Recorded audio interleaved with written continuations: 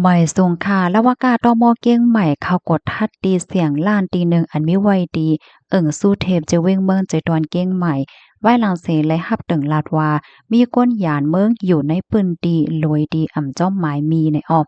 เพื่อว่าลงปืนดีกว่าถึงเหย้าในกอไล่กว่าทบหันก้นเมืองคมตุ่ม2กอค่ะเพื่อว่าย้อนด้วยวัดไว้ในก็มีเนแลเนี่ยเอาตั้งพิษกว่าว่าลอยลวงเป็นก้นหยานเมืองอยู่ดีในเมือง โดยดีไหวขว้างอยู่นั่นอายุมันเซ็งหมดยาวเนี่ยค่ะป้อยาวก็ย่าเอาตั้งเพชรว่าลอยลวงเป็นแห่งการอยู่ดีในเมืองไทยหรือที่ไรฮับขว้างเนี่ยค่ะ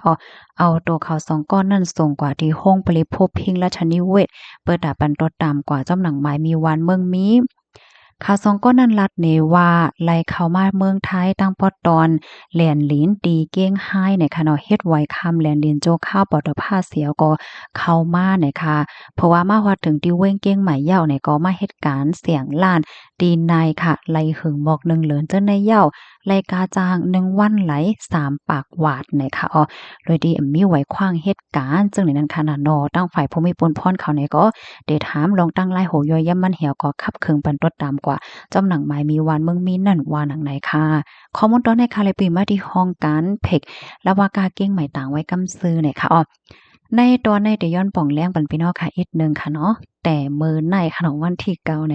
ข้าวใส่หมอหอมแต่มีลองออกข้าวตั้งอีกหนึ่งเนี่ยค่ะก็ได้ออกข้าวตั้งอยู่หมอก2วงปลายเจ้าในเนี่ยค่ะวงวางในก็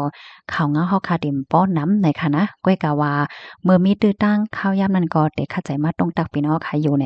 ยินจมกูก็ค่ะไว้ทรงค่ะ